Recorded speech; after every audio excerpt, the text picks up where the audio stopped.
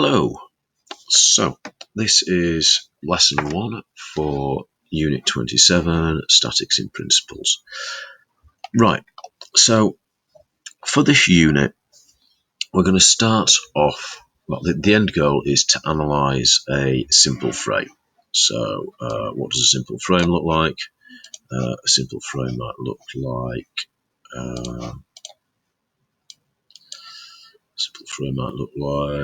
he says,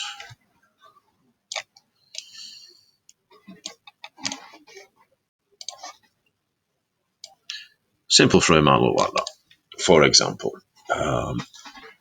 So that might be inside a bridge, might be inside an aeroplane wing, might be a bicycle frame, lots of places that we can use frames. So what we're going to be doing is, the end goal is to be able to say about that frame whether it's in tension, whether each of these lines is in tension or compression, and what the force is in each of these lines, because obviously each of these lines represents a piece of material, whether that's steel or whatever. So the ultimate aim is to be able to analyze this and say, yep, we've got a force acting on here, and we've got a force acting on here, and we've got supports here, and we've got support here, we've got support there. What are the forces acting within the frame? Okay, we'll have different size forces on the beam. We'll have different angles, but it's working out then whether each member, we call these members, is in compression or tension, and what the force is in each one. So that's our end point, that's our goal. So by the end of this, assignment, that's what you will be able to do. Now, the specification says we have to do this two ways. We have to do this by calculation, and we have to do this by graphical methods. So we're going to start by looking at graphical methods. A lot of people honestly find the calculation a bit easier because it's just trigonometry. It gets a bit long and a bit tedious, but it's mostly just trig. Excuse me just a second.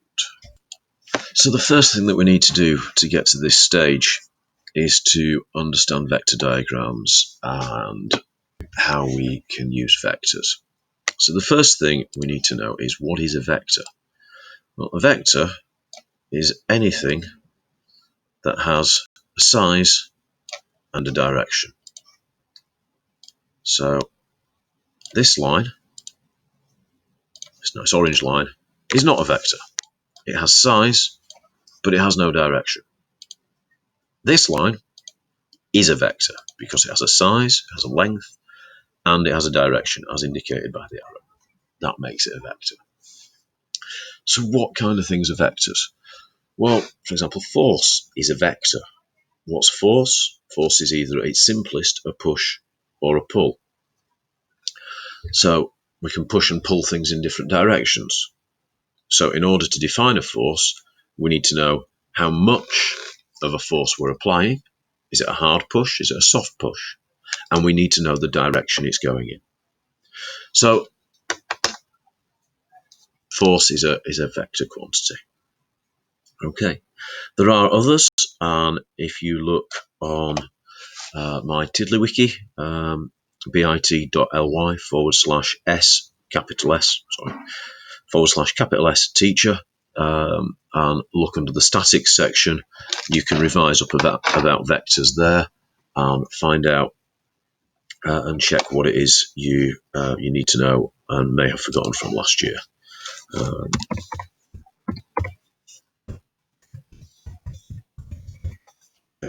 So that's a capital S there. Okay. So you need to just look under the statics. section and read up about vectors. So that's something you need to do in your own time. So forces are vectors. They have a size and a direction. And what that means is that we can represent forces and other vectors as lines on a piece of paper, which means we can do some interesting things with them on a piece of paper. So, for example, let's imagine this is a football. Hold on just a second. Okay, where were we? Right, let's imagine that this is a football. Okay, so there we are. There's a football. There we go. We can kick it across the screen. So if we have a force acting on the football, so there's our force, then we can say quite easily which direction the football's going to go in. There we are. There goes the football. But what happens if two people kick the football at the same time? Which direction do we go in then? What happens? Okay, again, we've got two forces, roughly the same. So, we can make a guess at that's going to go at a nice 45-degree angle. Yeah. But what happens if one force is considerably bigger? Yeah, we could, might go like that, maybe. But it becomes trickier to guess, doesn't it? And we could draw that. So this type of diagram is called a force diagram. Okay. All right, let's try that again. This type of diagram is called a space diagram. Yeah, it lets you know what's happening in the space that we're looking at. So, space as in 2 meters distant, not as in outer space. Okay, so this is a space diagram. Yeah. We could show that like that, or like that. And they're essentially all the same space diagram. They show how the force is acting on the ball. Yeah, doesn't really matter how we set that up. And in order for that to be useful, we need to know the size of the forces. So for a space diagram, we're not drawing things to scale. Yeah, we've got information. Okay, so this could be 6 newtons, and this could be, I don't know, 20 newtons. Okay, so newton's the unit of force. We always make sure we have a capital N because it's a dead bloke's name. Okay, right, so that's our space diagram. That tells us where the forces are acting. Okay, and what we tend to imagine is that it's actually happening on a tiny point. So it's not, we reduce it down to a small point. Okay, so there we go. So those forces are acting on a point. So where does it end up? What direction does it end up moving in? And that's the question that we need to be able to answer first before we can answer this question here. Now, unfortunately for you lot, it says we need to be able to solve this graphically. So that's what we're going through here. Graphically, it means drawing things. So how do we solve this? How do we solve this? Well, we need to draw a force diagram. Okay. So to do that, we need to draw our forces to scale. So at first, you can use this if you like. It's matcher.io, lovely bit of online software. But at some point, we'll also need to pick up a pencil, a ruler, and a protractor. So if you've not got those, make sure you pick yourself up a cheap stationery set so you can do some hand drawing. And then you can take photos of those and then upload them to Teams, and we can give feedback on those. Okay, so that's kind of how this is going to run. So we need to draw to scale.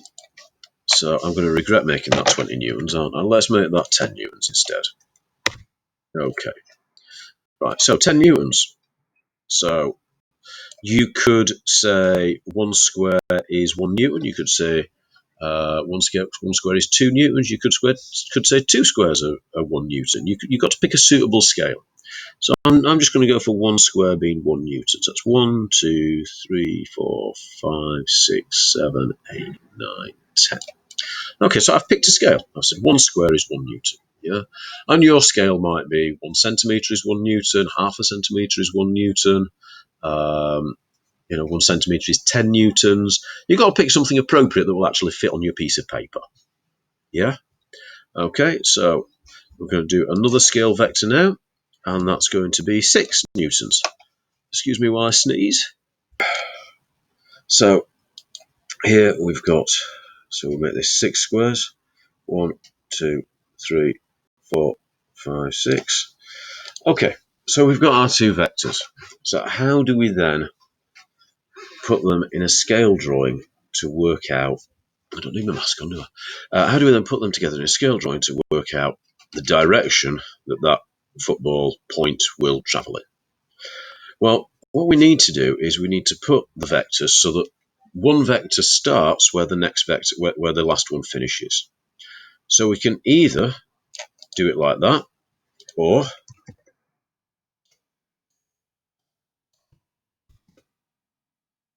do it like that. So what we see is that one vector starts where the other vector finishes. And how does this help us? Well, what we can now do is, well, to get from the start to the finish, we can start there and we can finish there. And that does the same thing. And that becomes our resultant vector. And what we see is it doesn't matter whether we go down and along or along and down, but we get the same answer. Okay? Of course we do. It's 2 sides of a rectangle. Why wouldn't we get the same answer? Okay. So the red line there, the red vector, is the resultant force. Okay. So that's our resultant. So that's the direction that our football will travel in. And the length of the line is the size of the force. So we could take a protractor and we could measure from a horizontal, we could measure down, and we could say that that is whatever size it is at whatever angle that is. So we have defined the vector in terms of size and direction, which are the 2 things that make a vector. Okay, so that's a fairly simple example. Okay, so I'm going to just copy this, and then I'm going to change the numbers, and I'd like you to pause and see if you can work out what size and direction of the resultant is. So I'll be kind, let's make that 7, and let's make that 9. Okay, right, so you've got to now answer that question.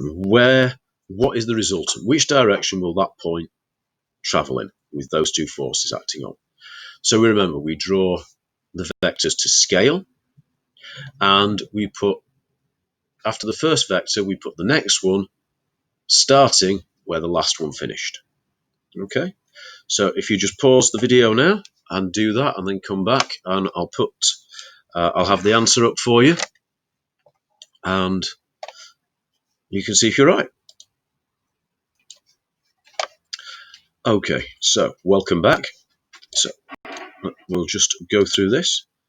So again, we draw to scale. So 1, 2, 3, 4, 5, 6, 7. Okay, and we're going to draw from the end of that vector.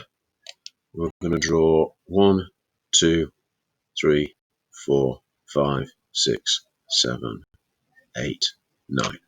Okay, so we've drawn that 7 and 9, I hope. 1, 2, 3, 4, 5, 6, 7, 8. Yep, okay. 1, 2, 3, 4, 5, 6. We've got 8 there, haven't we? We've got 8. 2, 3, 4, 5, 6, 7. There we are. Okay, and then our resultant is the line that takes us from the start to the finish. So we go from the start to the finish. And you should be able to measure that line on your piece of paper, and you should be able to measure the angle. Okay. Of course, we could have, instead of going along and down, down and along, we could have gone along and down. Yeah, we could have gone along and down. Yeah, like that. And you'll see that gets us exactly the same answer because they're two sides of the same rectangle. Okay. So hopefully you got something that looks a little bit like the triangle. Now, when we're doing vectors like this, yeah, we can't just go, he says, we can't just draw a line like that and a line like that. Why can't we just do that? Because it's not a vector. It's just a line. Because a vector has a size, which we have, but a direction as well, which with just a line we don't have. So these arrows are important because they tell you where things start and where they end. And that's an important concept. Okay. Right. We're just going to step it up just a little bit more now. So we'll just scroll down a bit. I'm going to copy that. And we'll move that down there. So what happens, that's all right with 2. What happens if we have 3 forces? What happens if we had a force like that, say, also acting on the point on the football? How would we do that? Well, we do exactly the same. We do exactly the same. We apply the same method. So let's give that a size, shall we? Where did that go? Text there. So let's give that a size. Let's say that is only 2 newtons. Okay. So how do we go about that? Well, we do exactly the same. So let's start with our 10 Newton downwards force. Okay. 1, 2, 3, 4, 5, 6, 7, 8, 9, 10. Okay. And now we're going to do our 6 Newton horizontal force. Okay. 1, 2, 3, 4, 5, 6. Okay, and then I'm going to attempt to. This is a bit rough, so we might not get this exact. So that's 2. So that's going to be very short, isn't it? So I'm going to say that's in the same direction. It's not, is it? Not really, but we're snapping to a grid. So for the purposes of examples, let's imagine that is in exactly the same direction as that. Obviously, you can make it in exactly the same direction as that because you will be using a protractor. Okay, so if you used a protractor,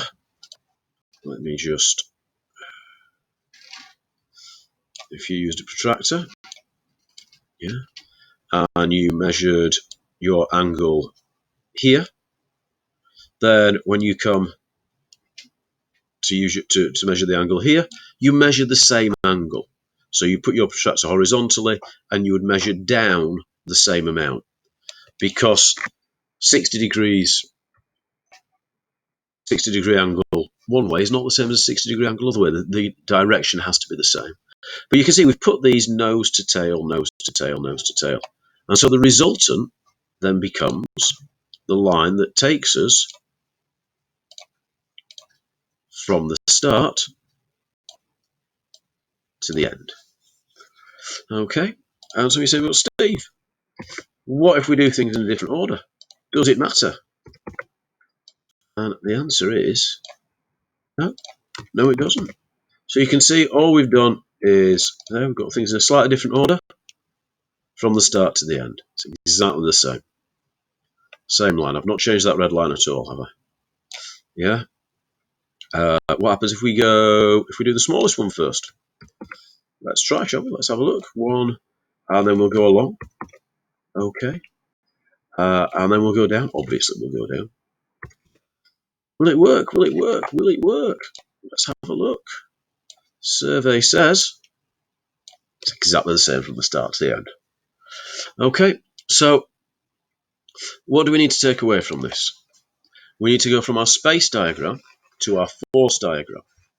We draw our force diagram to scale and in the same direction as in the space diagram.